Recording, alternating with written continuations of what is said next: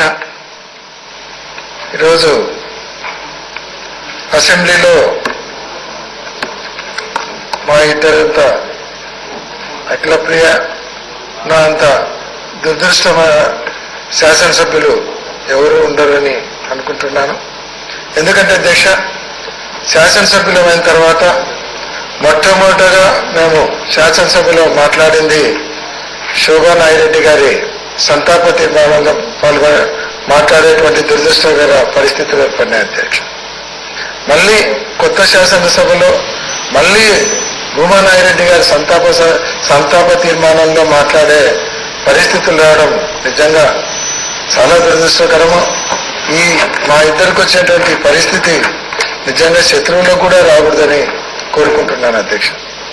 ఈరోజు భూమా నాగిరెడ్డి గారి గురించి పెద్దలందరూ కూడా చాలా విషయాలు చెప్పారు అధ్యక్ష.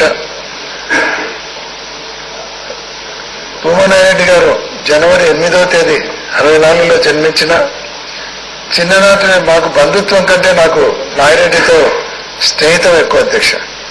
నాకు మేనమామ కొడుకు అయినప్పటికీ ఇద్దరం కలిసి ఒకటే ఏజ్ గ్రూప్ కాబట్టి ఇద్దరం ఎప్పుడు కలిసి తిరిగేవాళ్ళం అధ్యక్ష. నాగిరెడ్డి గారు సెలవులోకి వస్తే వాళ్ళ ఇంట్లో కంటే మా ఇంట్లో ఎక్కువ ఉండేవాడు. మా అమ్మతో ఎక్కువగా చాలా సన్నిహితంగా ఉండేవాడు. ఎందుకంటే నాకు మేనత్త అనేటువంటిది కూడా కాకుండా ఒక తల్లిలాగానే చూసుకుంటూ ఎప్పుడు మా అమ్మతో ఉండేవాడు, ఎప్పుడు మా ఇంట్లోనే ఉండేవాడు అధ్యక్ష. చిన్ననాటి నుంచి కూడా నాగిరెడ్డి చాలా ఒడిదుడుకులు చూశాడు అధ్యక్ష. నిజంగా అంత స్ట్రగుల్ అయినటువంటి నాయకుడిని నేను ఎప్పుడు చూడలేదు. అసలు చిన్నతనంలో 5వ తరగతి చదివేటప్పుడే నాగిరెడ్డి కర్నూలులో చదివేటప్పుడు కర్నూలుకు నాగిరెడ్డిని స్కూల్కు తీసుకుపోయే సమయంలో ఆ టైంలోనే అప్పట్లోనే ఫ్రాక్షన్ బాగుండేది. ఆ టైంలోనే నాగిరెడ్డిని కిడ్నాప్ చేయడానికి కూడా ప్రత్యర్థులు ప్రయత్నించారు అధ్యక్ష. అటువంటి సమయంలో నాగిరెడ్డికి తోడుగా వెళ్తున్నటువంటి కృష్ణమూర్తి అనేటువంటి ఒక వైశ్య అతన్ని ప్రత్యర్థులు చంపడం జరిగింది. అదృష్టవశాత్తు నాగిరెడ్డి ఆ రోజు తప్పించుకోవడం జరిగింది అధ్యక్ష. అంతేకాకుండా అధ్యక్ష, మొట్టమొదటిసారిగా నాగిరెడ్డి ఇద్దరం కలిసి బెంగళూరులో చదువుతున్నాం అధ్యక్ష. మళ్ళీ నాగిరెడ్డి ఇంటర్మీడియట్ అయిపోయిన తర్వాత నాగిరెడ్డిని కిడ్నాప్ చేసేటువంటి పరిస్థితి దాటిన తర్వాత అక్కడ తప్పించుకున్న తర్వాత మా మామగారు అయినటువంటి భూమా బాలరెడ్డి గారు కర్నూలులో చదివిస్తే ఎప్పటికైనా నాగిరెడ్డికి హాని జరుగుతుంది, హాని చేస్తారనేటువంటి ఉద్దేశంతో నాగిరెడ్డిని అప్పట్లోనే మద్రాసులో చదివించడం జరిగింది అధ్యక్ష. దాని తర్వాత బెంగళూరులో ఇద్దరం కలిసి ఒకటే రూమ్ తీసుకొని ఇద్దరం ఒకటే ఇంట్లోనే ఉండి చదివినాం అధ్యక్ష. నేను లా చేసేవాడిని, నాగిరెడ్డి హోమియోపతి మెడిసిన్ బెంగళూరులో చేసినారు అధ్యక్ష. 22లో భూమా బాలరెడ్డి గారు నాగిరెడ్డి గారి తండ్రిని చంపినప్పుడు అప్పుడు చదువు మానుకొని ఇక్కడికి రావడం కూడా జరిగింది అధ్యక్ష. అంటే 84లో సొసైటీ ప్రెసిడెంట్గా ఆ రోజులలో పోటీ చేయడానికి పరిస్థితులు లేకుండంటే 84లో భూమా నాగిరెడ్డిని సొసైటీ ప్రెసిడెంట్గా నిలబడడం జరిగింది. ఆ సమయంలో నేను వైస్ ప్రెసిడెంట్గా, ఇద్దరం కూడా ఆయన ప్రెసిడెంట్ నేను వైస్ ప్రెసిడెంట్గా ఇద్దరం కూడా పొలిటికల్ కెరీర్ ఒక్కటేసారి స్టార్ట్ చేయడం కూడా జరిగింది అధ్యక్ష.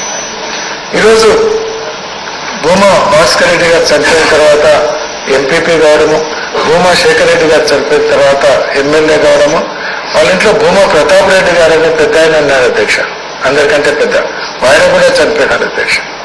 ఈరోజు ముగ్గురు అన్నదమ్ములను ఒకటేసారి కోల్పోయినప్పటికీ ఎక్కడా కూడా అధైర్యపడకుండా ఎంతో ఒక ఆత్మస్థైర్యంతో ముందరు పోయి ఆ కుటుంబ సభ్యులందరినీ కూడా చనిపోయిన అన్నగారి కుమారులను కూతుర్లను కూడా తన సొంత కొడుకులాగా కూతురులాగా చేసుకొని అందరికీ కూడా పెళ్లిళ్ళు చేసి అందరినీ ఒక స్టేబుల్ వాళ్ళందరినీ కూడా సెటిల్ చేసి ఈరోజు వాళ్ళందరూ కూడా ఒక ఉమ్మడి కుటుంబం అధ్యక్ష. ఈరోజు కూడా అందరు కూడా ఉమ్మడి కుటుంబంగా ఉన్నారు. ఎందుకంటే అధ్యక్ష అప్పటి నుంచి కూడా స్ట్రగుల్స్. 91లో అధ్యక్ష మేము ప్రత్యక్షంగా చూసాము రాజకీయాలలో ఇటువంటిది కూడా ఉంటుందా.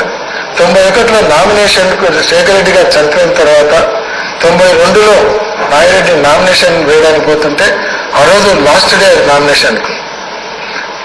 నామినేషన్కి పోతా ఉంటే నామినేషన్ కూడా వేయలేకుండా చేయాలనేటువంటి ఆ రోజు ఆలోచన చేసి ఆ రోజు టోటల్గా మేము పోతుంటే మా కాన్వాయ్ మీద పెద్ద ఎత్తున బాంబులతో దాడి చేయడం కూడా జరిగింది అధ్యక్ష. నామినేషన్ పోకుండా చేయాలని చూశారు. ఆఖరికి ఒక లారీలో మేమందరం కూర్చొని ఒక లారీలో నంద్యాలకు కూర్చొని వేరే రూట్లో తీసుకుపోయి నామినేషన్ వేసేటువంటి పరిస్థితి ఆ రోజు ఉన్నది అధ్యక్ష. ఆ రోజు చంద్రబాబు నాయుడు గారు, ఆ రోజు ఎన్టీ రామారావు గారు ఎంతో ఆత్మస్థైర్యం ఇచ్చారు అధ్యక్ష. ఆ రోజు ఆ ఎలక్షన్లలో మేము ఇంట్లో నుంచి క్యాన్వాస్ పోతే మళ్ళీ ఇంటికి వచ్చేంత వరకు తిరిగి వస్తారా లేదని ఆ రోజు ఇంట్లో వాళ్ళు భయపడేటువంటి పరిస్థితి ఉన్నది అధ్యక్ష. అంత నటోరియస్ ఫ్రాక్షన్ ఉన్నది.